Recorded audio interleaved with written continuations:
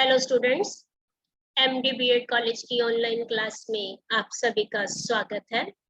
कल हम चर्चा कर रहे थे विशिष्ट वर्ग के बालकों के लिए उपचारात्मक उपाय और अधिगम सामग्री कि जो विशिष्ट वर्ग के बालक होते हैं उनके लिए कौन सा उपचार होना चाहिए और कौन सी अधिगम सामग्री होनी चाहिए। हमने कुछ पॉइंट्स डिस्कस कर लिए थे। उसमें हमने बात की थी कि पहले तो हमने बात की थी कि रेमेडियल टीचिंग होती क्या है, बच्चों की क्षमताओं के अनुसार और बच्चों की कमजोरियों के हिसाब से उनका उपचार किया जाता है और उन्हीं के हिसाब से शिक्षण विधियों का प्रयोग किया जाता है ताकि क्लास में हर बच्चा सेटिस्फाई रहे।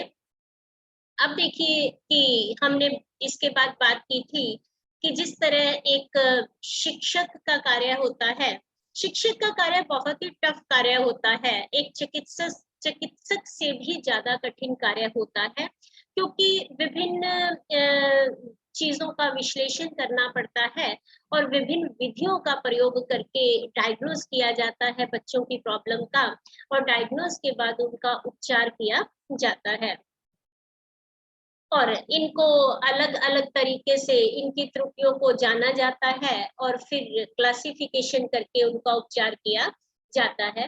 तो उसके बाद हम बात कर रहे थे मंद बुद्धि छात्रों के लिए उपचारात्मक शिक्षण कि जो मंद बुद्धि वाले बच्चे होते हैं तो उनका उपचार हमने कैसे करना है। मंद बुद्धि छात्रों को कक्षा में आगे बैठने का स्थान दिया जाना चाहिए। चार्ट मॉडल एवं क्रियात्मक कार्यों के माध्यम से प्रत्यय सिद्धांतों से क्रियाएं उन्हें समझाई जाएं। कमजोर और पिछड़े छात्रों की कक्षा व्यवस्था अलग अलग हो तथा उनकी संख्या कक्षा में 20 से अधिक नहीं होनी चाहिए। मंदबुद्धि छात्रों के लिए अभ्यास तथा प्रत्यय स्मरण कार्य पर विशेष बल दिया जाए। मंदबुद्धि छात्रों के लिखित कार्य को विशेष रूप से जांचकर व्यक्तिगत रूप से उनको मार्गदर्शन प्रदान किया जाए। मंदबुद्धि छात्रों को आवश्यक प्रोत्साहन एवं सीखने के अवसर प्रदान किए जाए। श्रव्य दृश्य उपकरण पर्याप्त मात्रा में उपलब्ध होने चाहिए। मंदबुद्धि छात्रों को क्रियात्मक एवं प्रयोगात्मक कार्य करवाए जाएं तथा उन्हें खेल विधि के द्वारा पढ़ाया जाए। उन्हें मौखिक और लिखित प्रश्नों का भी अभ्यास करवाया जाए। प्रश्न व्यवहारिक एवं समस्या मूलक होने चाहिए। फिर हमने बात शुरू की थी प्रखर बुद्धि वाले छात्रों के लिए उपचारात्मक उपाय। वो उपचारात्मक उपाय कौन से हो सकते हैं? जो इंटेलिजेंट स्टूडेंट होते हैं उनको उचित मार्गदर्शन के साथ साथ अध्ययन हेतु विशेष सामग्री प्रदान की जाए। प्रखर बुद्धि छात्रों को उनके स्तर के अनुरूप पर्याप्त मात्रा से ज्ञान दिया जाए। उन्हें ऐसी शिक्षण विधियों से पढ़ाया जाए जिनसे उन्हें शीघ्रता से अधिक कार्य करने के अवसर प्रदान हो। प्रखर बुद्धि वाले छात्रों के समक्ष अनेक प्रकार की जटिलतम समस्याएं उत्पन्न की जाएं अथवा रखी जाएं जिससे वे उन्हें चुनौती के रूप में लें तथा अपनी क्षमता का अधिक उपयोग करके समाधान कर सके। हमने कल यहाँ तक किया था। अब हम इसी टॉपिक को कंटिन्यू करते हैं कि प्रखर बुद्धि वाले बच्चों को हमने अधिगम सामग्री और उनका उपचार हमने कैसे करना है। 5th पॉइंट है प्रखर बुद्धि वाले छात्रों को मंद बुद्धि वाले छात्रों को सहायता प्रदान करने हेतु प्रोत्साहित किया जाए। देखिए कि जो इंटेलिजेंट स्टूडेंट हैं, इंटेलिजेंट स्टूडेंट्स का आईक्यू लेवल बहुत ज्यादा है तो उनको हमने मोटिवेट करना है। किस तरह मोटिवेट करना है और किस बात के लिए मोटिवेट करना है कि जो उनकी क्लास में मंद बुद्धि बच्चे हैं, मंद बुद्धि बच्चों की वो सहायता करें क्योंकि अगर वो बच्चे उनकी सहायता करेंगे तो डेफिनेटली वो अधिगम के लिए प्रोत्साहित होंगे। तो हमने बच्चे को मोटिवेट करना है जिनका इंटेलिजेंसी लेवल अप है, जिनको पहले से ही आता है, और उनको मोटिवेट हम करेंगे कि मंद बुद्धि बच्चे जो आपकी क्लास में हैं, उनकी हर मुमकिन सहायता वो करें। अब देखो कि दोनों को ही फायदा होगा, प्रखर बुद्धि वालों को भी फायदा होगा कि वो फ्री नहीं बैठेंगे, और मंद बुद्धि वाले सीख जाएंगे। आगे है, प्रखर बुद्धि वाले छात्रों को समय समय पर उचित सम्मान तथा परामर्श मिलता रहे, जिससे उनके स्वाभिमान को ठेस ना पहुंचे। अब देखिए कि हमने और उनका उपचार क्या करना है, समय समय पर, क्योंकि वो हर कार्य को अच्छे तरीके से कर रहे हैं और करते रहेंगे, तो इसलिए उसको उनको समय समय पर हम उनके रिस्पेक्ट करें, उनको सम्मान दें, और जहाँ हमें परामर्श की जरूरत है कि हमने बच्चे को परामर्श देना है, तो वो परामर्श भी बच्चे को देते रहना चाहिए। अगर हम ये काम करते हैं, बच्चे को वेटेज देते रहते हैं, तो डेफिनेटली उनके स्वाभिमान को ठेस नहीं पहुंचती। उनको ये लगता है कि मैं कार्य जो अच्छा कर रहा हूँ, टीचर की नजर में हूँ, और टीचर मेरे हर कार्य को देख रहा है, और मेरे इस कार्य का वो सम्मान कर रहा है। नेक्स्ट पॉइंट है, प्रखर बुद्धि छात्रों को गृह कार्य मंद बुद्धि छात्रों की तुलना से अधिक दिया जाना चाहिए। देखो कि मंद बुद्धि बच्चों का आईक्यू लेवल बहुत कम है, और अगर हम प्रखर बुद्धि वालों जितना ही मंद बुद्धि वालों को होमवर्क दे देंगे, तो मंद बुद्धि वाले कार्य को नहीं कर पाएंगे, और अगर मंद बुद्धि जितना कार्य हम प्रखर बुद्धि वाले को दे देंगे, तो वो कार्य को बड़ी जल्दी कर लेंगे और फ्री हो जाएंगे। तो इसलिए इनका होमवर्क भी अलग होना चाहिए, तथा साथियों के गृह कार्य में की गई त्रुटियों को दूर करने के लिए सुझाव दिए जाने चाहिए। अब देखो कि हमने फिर इनको कार्य में लगाना है कि जो बच्चे गलतियां करते हैं, मंद बुद्धि वाले गलतियां करते हैं, या कई बार ऐसा होता है कि एवरेज स्टूडेंट भी मिस्टेक्स करते हैं, तो उनकी त्रुटियों को दूर करने के लिए उनको बच्चों को ये कहना है कि आपने इन बच्चों की सहायता करनी है और उनको सुझाव देना है। नेक्स्ट पॉइंट है, प्रखर बुद्धि छात्रों को कक्षा में पढ़ाए जाने वाली सामग्री के अतिरिक्त इस प्रकार के कार्य का अवसर प्रदान किया जाए, जिससे उनकी अभिरुचियों का विकास हो सके। अब देखो कि जो प्रखर बुद्धि वाले बच्चों को कक्षा में जो हम पाठ्यक्रम के हिसाब से करवा रहे हैं, वो तो हमने करना ही करना है, वो बच्चे को करना ही करना है। इसके अतिरिक्त बच्चे को हम अलग से ऐसे कार्य करने के अवसर दें, जिससे उनमें अभिरुचियों का विकास हो सके, और क्योंकि उनमें योग्यता है, और योग्यता के हिसाब से वो अपनी रुचियों के हिसाब से, रुचियों के अनुसार कार्य करेगा, और कार्य करेगा तो वो बिजी रहेगा, और अपनी एनर्जी को प्रॉपर रूप से यूटिलाइज भी वो कर पाएगा। आगे क्या है, यदि शैक्षणिक निदान को उपचार से संबंधित कर दिया जाए, तो निश्चित ही इससे छात्रों को बहुत लाभ होगा। अब देखो कि निदान जो है, शैक्षणिक निदान को उपचार से संबंधित कर दिया जाए। कैसे? कि अगर हम शिक्षा के फील्ड में बच्चों की प्रॉब्लम को डायग्नोज करते हैं, निदान का मतलब क्या होता है कि डायग्नोज करते हैं, और डायग्नोज के बाद हम उपचार करते हैं बच्चों की प्रॉब्लम का, तो निश्चित रूप से बच्चों को फायदा होगा, छात्रों को फायदा होगा। और अगर हम सिर्फ निदान ही निदान करते हैं और निदान करके उपचार नहीं करते, तो इस चीज का बच्चों को कोई फायदा नहीं होगा, एक फॉर्मेलिटी बनकर वो रह जाएगा।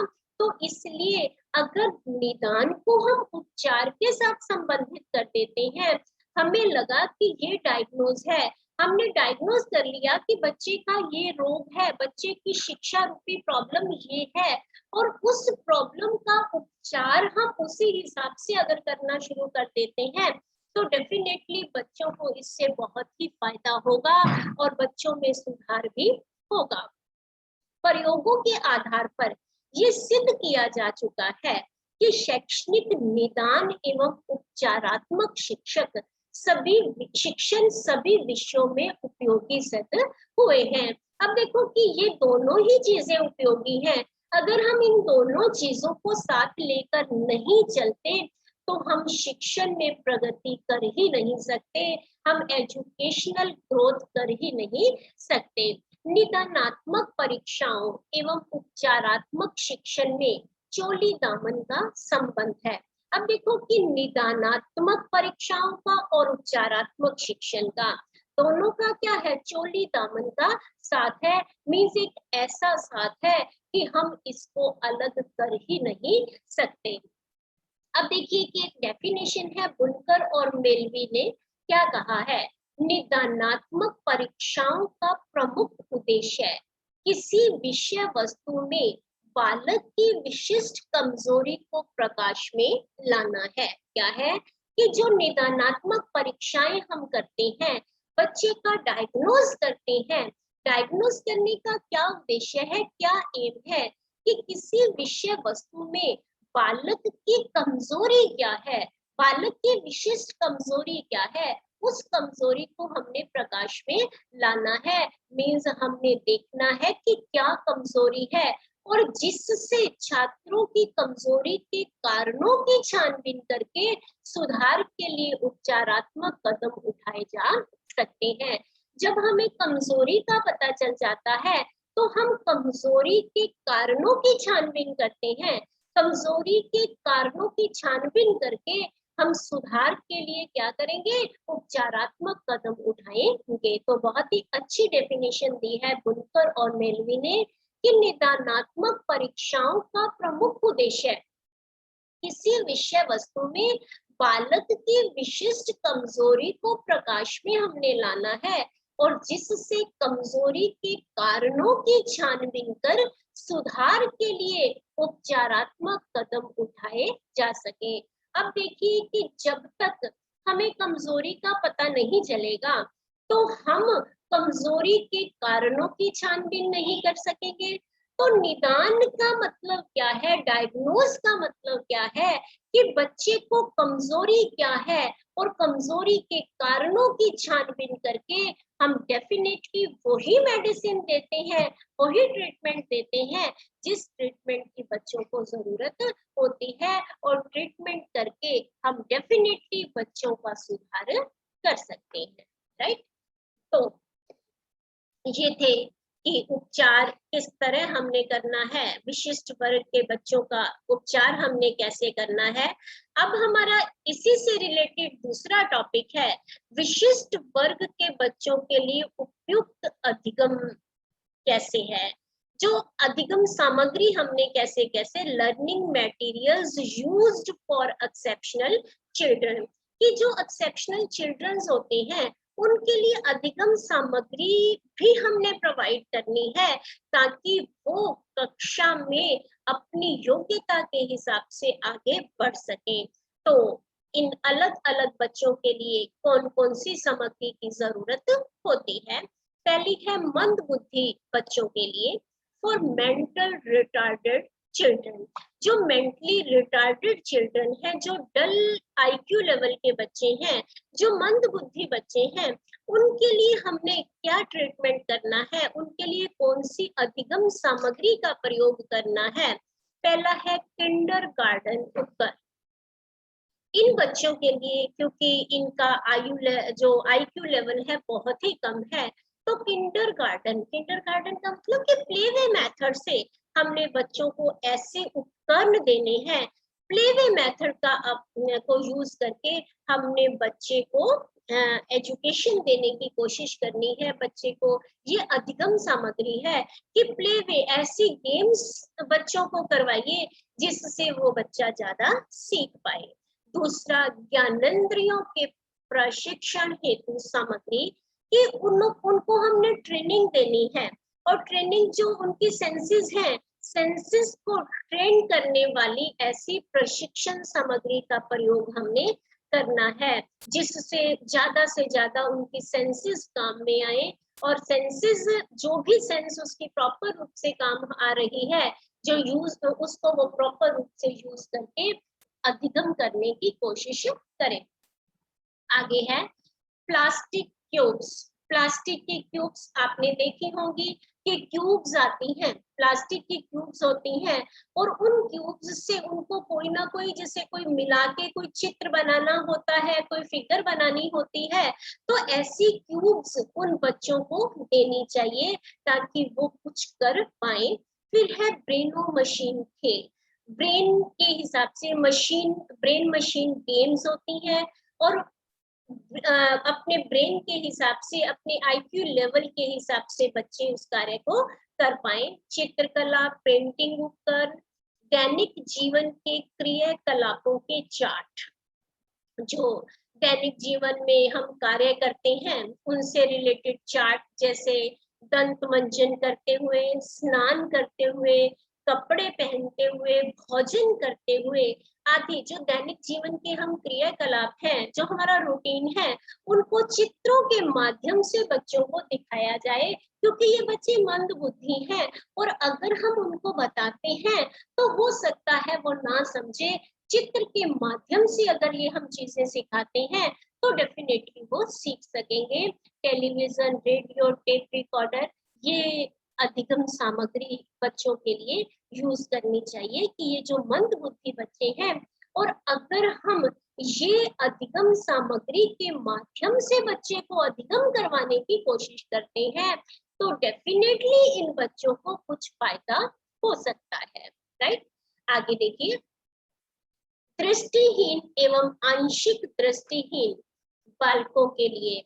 अब देखो कि जो ब्लाइंड स्टूडेंट्स होते हैं, पार्शियली ब्लाइंड चिल्ड्रन होते हैं, और उन बच्चों के लिए हम कौन सी अधिगम सामग्री का प्रयोग करें जिससे उनको अधिगम में फायदा हो सके। ब्रेल लिपि, आपने ब्रेल लिपि के बारे में सुना होगा।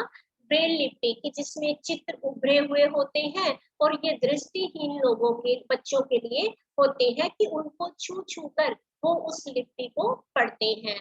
और ब्रेल लिपि के प्रारंभिक ज्ञान chart, Braille slate, Braille writer, और फिर उसके बाद है ब्रेल पुस्तकें, ब्रेल के मॉडल, चित्र लुई ब्रेल, मोटे अक्षरों की पुस्तकें, मोटे टाइप से छपे चार्ट, दृष्टि जांच के लिए स्नेलन चार्ट, उभरे हुए मानचित्र, नक्शे, गणित बोर्ड, टेप रिकॉर्डर, कैसेट साहित्य, थर्मो एवं फॉग मशीन, ब्रेल लिपि में लिखी गई सामग्री की फोटोकॉपी करने में उपयोग इस मशीन के माध्यम से हम करते हैं। Low vision apps. अब देखिए कि ये सारी, आपने देखा होगा कि ब्रेल लिपि को ही कंसंट्रेट किया जा रहा है। ब्रेल लिपि एक ऐसी लिपि होती है कि यहाँ जो भी वर्ड लिखे होते हैं, वो चीजें जो लिपि होती है ये मोटे होते हैं, उभरे हुए होते हैं, तो दृष्टिहीन बच्चे इनको छू छू कर इस लिपि को पढ़ते हैं और बहुत अच्छे तरीके से पढ़ते हैं। तो डेफिनेटली अगर हम इन बच्चों को इस तरह ट्रीट करते हैं और इन अधिगम सामग्री के माध्यम से बच्चों को पढ़ाते हैं। अब देखो कि मानचित्र है, उभरे हुए मानचित्र है, अगर नॉर्मली मानचित्र होंगे तो वो बच्चों को समझ नहीं आएगी, समझ क्या, वो देख ही नहीं सकेंगे। अगर उभरे हुए होते हैं, ब्रेल लिपि का प्रयोग किया जाता है, डेफिनेटली वो छू छू कर उन चीजों को पहचान सकते हैं और वो अधिगम में वो फायदा ले सकते हैं जो फायदा वो लेना चाहते हैं। तो ये दृष्टिहीन और आंशिक दृष्टिहीन बच्चों के लिए अधिगम सामग्री की बात है। उसके बाद है बहरे और आंशिक बहरे बच्चों के लिए।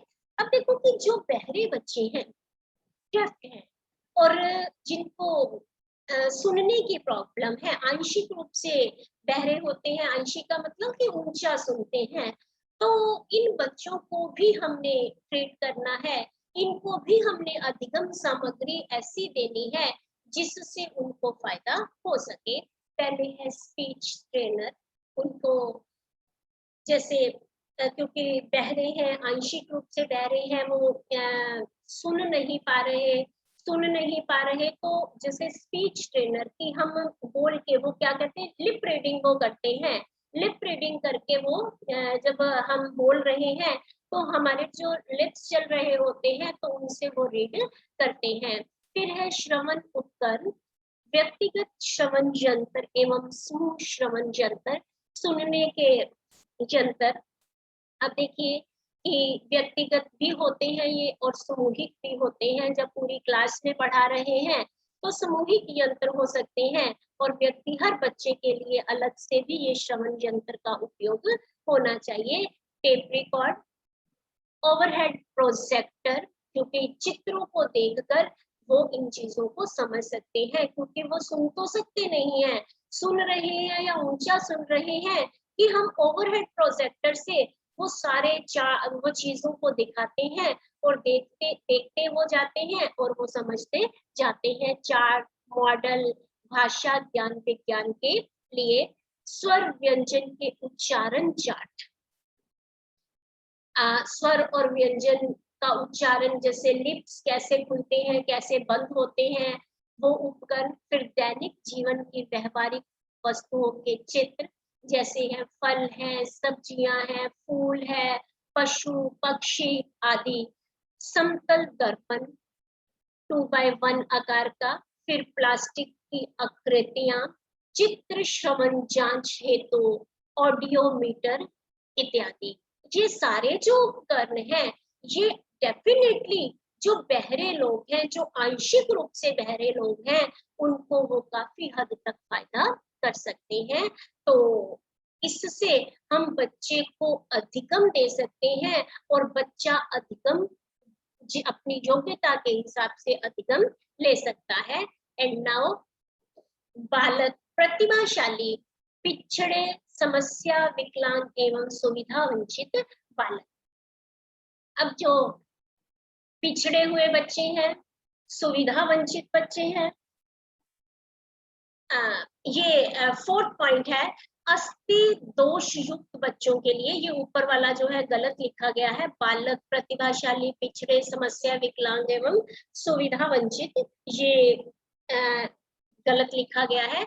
अस्थि दोष युक्त बच्चों के लिए व्हीलचेयर, क्षतिग्रस्त अंगों संबंधी व्यायाम के लिए उपकरण, बैठने के लिए आवश्यक उपकरण, चलने के लिए वैसेज यंत्र, ब्रेनो, ये जो मशीन गेम होती है, इंडोर गेम्स चित्र, कार्य अनुभव के लिए सामग्री, रुचि एवं प्रवृत्ति के अनुसार, टेप रिकॉर्डर, ओवरहेड प्रोजेक्टर, पेशाब एवं शौच हेतु आवश्यक उपकरण। ये जो उपकरण होते हैं बच्चों, अब कई जिनको प्रॉब्लम है, अस्थि दोष युक्त है, चल नहीं सकते, बैठ नहीं सकते, तो व्हील चेयर के ऊपर हैं और उनको शौच वगैरह जाने के लिए भी प्रॉब्लम है, तो उनको जो उपकरणों की जरूरत होती है वो सारे उपकरण इन बच्चों को प्रोवाइड किए जाने चाहिए। व्हील चेयर है, क्षतिग्रस्त अंगों संबंधी व्यायाम के उपकरण की वो प्रॉपर रूप से एक्सरसाइज कर ले, बैठने के लिए आवश्यक उपकरण, अगर वो पर्सन बैठ ही नहीं सकता, वो बच्चा बैठ ही नहीं सकता, तो वो क्लास में क्या पढ़ेगा। चलने के लिए बैसेस यंत्र, ब्रेनो मशीन गेम, इंडोर गेम्स चित्र, कार्य अनुभव के लिए सामग्री, जो भी कार्य अनुभव जो बच्चा अपनी योग्यता के अनुसार कार्य कर सकता है उनके लिए वैसी सामग्री, योग्यता और प्रवृत्ति के अनुसार, टेप रिकॉर्डर, ओवरहेड प्रोजेक्टर, पेशाब और शौच हेतु आवश्यक उपकरण। तो ये है एक्सेप्शनल चाइल्ड के लिए अधिगम सामग्री। एक बार हम वापस देखते हैं। आज हमने जो किया कि मंदबुद्धि बच्चों के लिए उपचारात्मक शिक्षण, फिर हमने बात की प्रखर बुद्धि छात्रों के लिए उपचारात्मक शिक्षण, और फिर विशिष्ट वर्ग के बालकों के लिए अधिगम सामग्री कौन कौन सी हो सकती है। मंदबुद्धि बालक के लिए, दृष्टिहीन और आंशिक दृष्टिहीन बालक के लिए, बहरे और आंशिक बहरे बच्चों के लिए, अस्थि दोष युक्त बच्चों के लिए। तो इसी के साथ ही हम लोगों का ये टॉपिक फिनिश होता है। आज के लिए इतना ही। Thank you and have a nice day.